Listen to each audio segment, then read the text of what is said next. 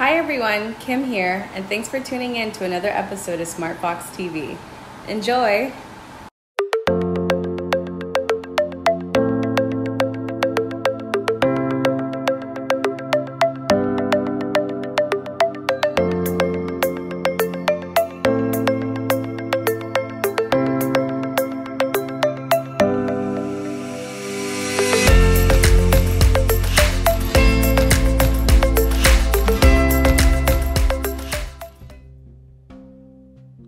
Good morning, everyone. I'm Chris Yates, and this is the news for Thursday, October 29th. In international news, the United Nations, on its 75th birthday, has ratified a treaty that bans the ownership, creation, and use of nuclear weapons. In other international news, scientists at the Schmidt Ocean Institute discovered a new massive coral reef in the Great Barrier Reef, the first reef to be found in over 120 years.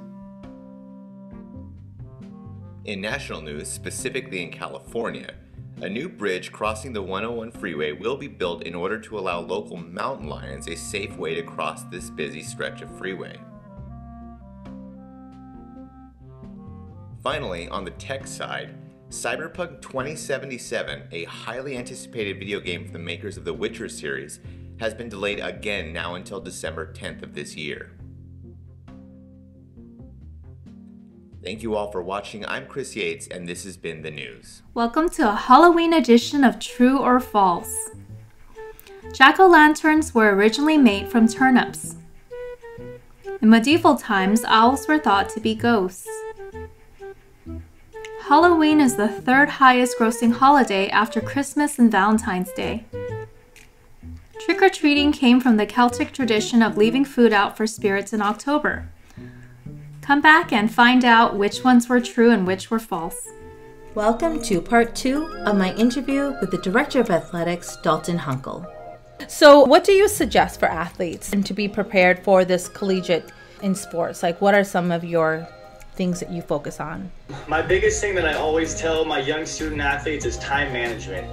Time management is key because understanding how to utilize your time, remain on top of your academics first, and then your workouts, and then your practices, understanding a schedule that you have, that's huge. 2, I always tell athletes the two main people you want to make friends with right when you step foot on a college campus is the academic advisors and the athletic trainers. Stay on top of your academics, and you want to remain healthy.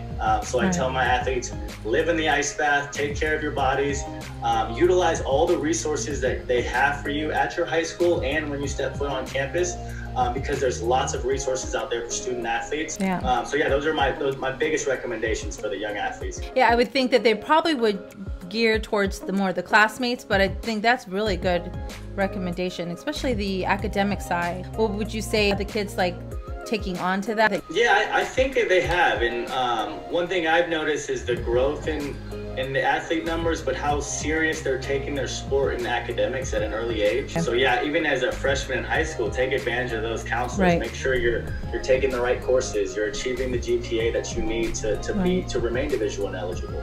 Utilizing the resources you have is huge for a student athlete. What, if anything, should they do differently than they did before the pandemic?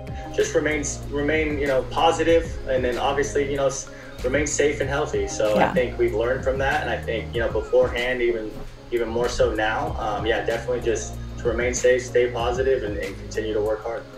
And then has the pandemic altered the way the sports will continue? Do you think even after this goes away, do you think it's kind of changed things in the way people see sports? It's funny you ask, because I was just talking to a college coach and some scouts, and I've talked to different ADs around our area, and it really has changed things. I think, like we discussed before, Zoom, these online tools are very useful, and I think they're going to continue to use these online tools even once everything gets kind of back to normal. I think the use of technology is huge. We talked about kids creating their own highlight tapes or creating their own introductions at home and sending them out, making it easy for a coach to see who this person is and exactly their measurables right in front of them without having to do anything extra.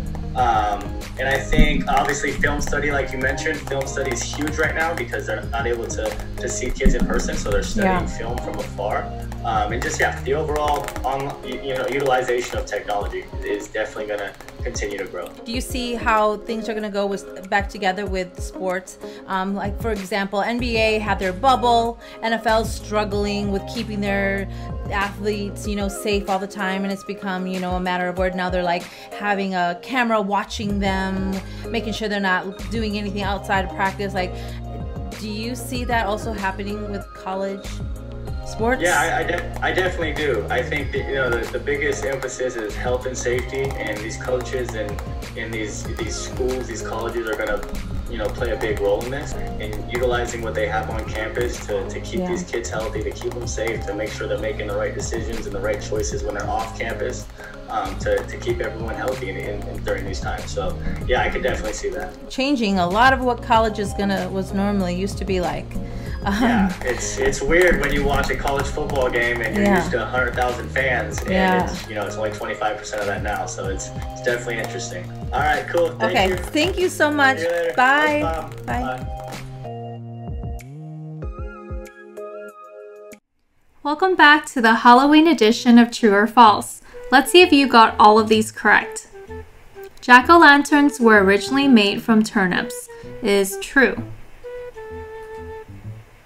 In medieval times, owls were thought to be ghosts is false. Halloween is the third highest grossing holiday after Christmas and Valentine's Day. This is false. It's actually the second highest grossing holiday. Trick-or-treating came from the Celtic tradition of leaving food out for spirits in October is true. For the same reason people dress up to scare away spirits. Thanks for watching Smart Fox TV. I'm Chris Yates. I'm Kim. I'm Sally. I'm Tracy. Until next time, stay foxy. Stay foxy.